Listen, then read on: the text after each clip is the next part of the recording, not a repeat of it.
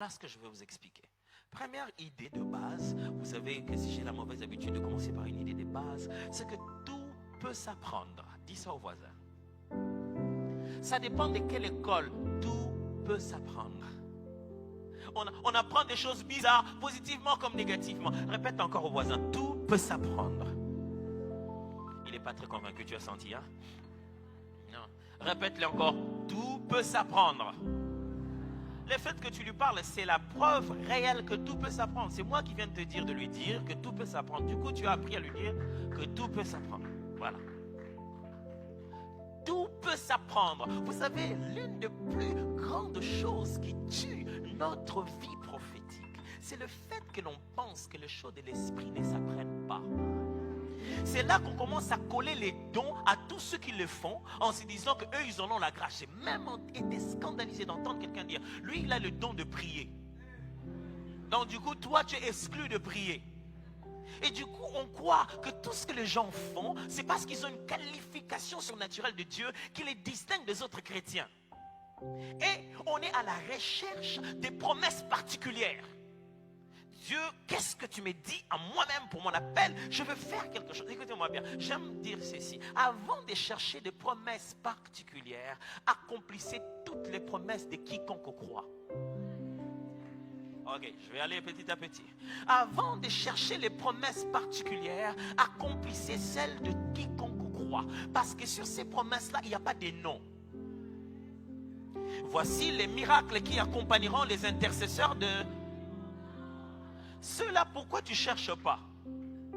On a dit vos fils et vos filles des États-Unis. Ça, c'est pour quiconque croit. Et nous passons beaucoup de temps à chercher des choses pour nous seuls. Et nous ne voulons pas accomplir ceux de quiconque croit.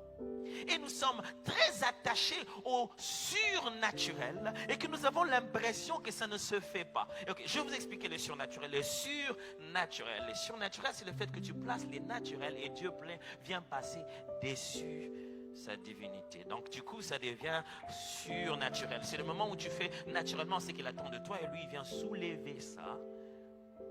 Et ça devient surnaturel. Le grand problème, c'est que les gens pensent qu'il y a des choses qui ne s'apprennent pas. Par exemple, le prophétique. Non, n'allons même pas avec le prophétique. Un jour, Jésus chassait des démons et les gens ne comprenaient pas ce qu'il faisait. Il chassait des démons comme pas possible. Il avait l'art de les chasser. Il arrive quelque part, les gens se disent déjà, oh, ben, les démons eux-mêmes, ils sont agités. Mais il chassait les démons. Il était si fort dans cette matière. Un jour, les disciples ont fait exactement la même chose. Ils ont chassé les démons et les démons ont dit non. Ils ont chassé les démons. Jésus était à la montagne en train de prier, il est descendu. Il a trouvé une discussion, il leur pose la question. Qu'est-ce qu'il y a? Il dit, mais bon, ce monsieur, ils n'arrivaient pas à expliquer. Lisez le texte. Le papa lui-même s'est dit, moi-même, je vais l'expliquer. Tu vois, tes disciples, depuis que je suis là, ils ont essayé. Vous voyez, même les choses de l'esprit, on essaye. Nous sommes dans une génération qui veut la perfection dès le premier pas. Sinon, Dieu allait créer le monde en un jour. Dieu est un Dieu de processus. Ce n'est pas parce qu'il est incapable que la terre est d'abord informe et vide. Je dis d'abord. Le créateur de l'humanité a commencé l'humanité par un chaos.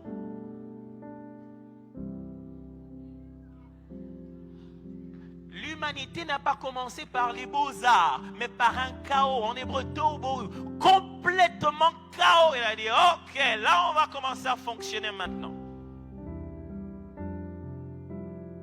Tout peut s'apprendre. Alors Jésus leur dit, non, pour ces cas-ci,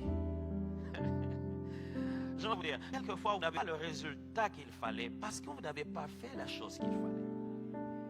Regardez les disciples, ils voulaient que ces démons s'en aillent et Jésus leur dit, il aurait pu partir si vous avez cette information. Il n'a pas dit si moi je vais le faire.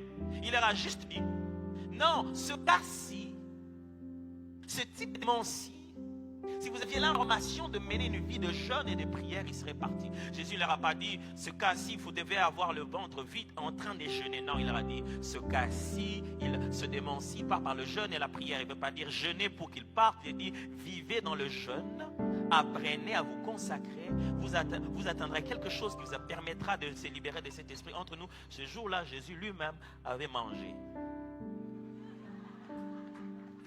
Il n'a pas dit, parce que moi je n'ai rien mangé, alors il s'en ira. Un autre exemple, plus facile. On fait une école qu'on appelle école des prophètes. On leur apprend quoi là-bas? On leur apprend quoi là-bas? Un jour, un homme qui n'était même pas prophète, il s'appelait Élie, il était sacrificateur. Un jeune homme habitait chez lui, était appelé à être prophète, il s'appelait Samuel. Et Samuel est venu le voir, il a dit, mais oui mon père, qu'est-ce qu'il y a? Qu'est-ce que tu veux? Il dit, non. Je veux quoi? Il dit, je m'ai appelé. Il dit, non, je ne t'ai pas appelé, il va dormir. Il rentre, il dort là où il était encore, il vient et dit, mon père, tu m'as appelé. J'ai dit que je ne t'ai pas appelé, va dormir. Il revient la troisième fois, il dit, oh ok, attends. De ce que j'ai appris sans être prophète. Une des choses que vous devez savoir, vous n'avez pas besoin d'être prophète pour activer un prophète. Oh, ok, on va y arriver. Vous avez un sacrificateur qui se réveillera le matin en train d'acculer un jeune homme pour lui dire ce que Dieu a dit, qui lui-même a dormi toute la nuit, qui n'a jamais entendu Dieu, mais c'est lui qui l'a activé comme prophète. Alors, la nuit, il lui dit, non, de ce que je sais, de comment activer un prophète. C'est pourquoi ça m'étonne. Les gens, ils veulent devenir des prophètes et ils ne veulent pas être soumis à leur pasteur. Et écoutez-moi, il y a des pasteurs qui activent des prophètes, des docteurs qui activent des prophètes, des apôtres qui activent des prophètes. Rien à voir. Alors, il lui dit, non, c'est qu'il faut faire. Rentre encore. Moi, je ne peux pas rentrer à ta place. Je ne serai pas là quand il va te parler, puisqu'il te veut, toi. Rentre encore là où tu étais. Quand vous aurez parlé, vous deux. Quand tu entends encore cette voix, dis, me voici. C'est ce jour-là que Samuel est devenu prophète. C'est ce jour-là. Moi, j'ai une question pour vous. Pourquoi Dieu ne lui a pas dit, Samuel, quand il court, dit, je ne suis pas là-bas, c'est moi, tu vas où, Samuel? Pourquoi la voix s'est arrêtée quand ça le bougeait? Pourquoi il n'a pas pu avoir cette information directement de la source? Son problème, ce n'était pas la capacité d'entendre Dieu. Dieu lui parlait justement. Quel était son problème?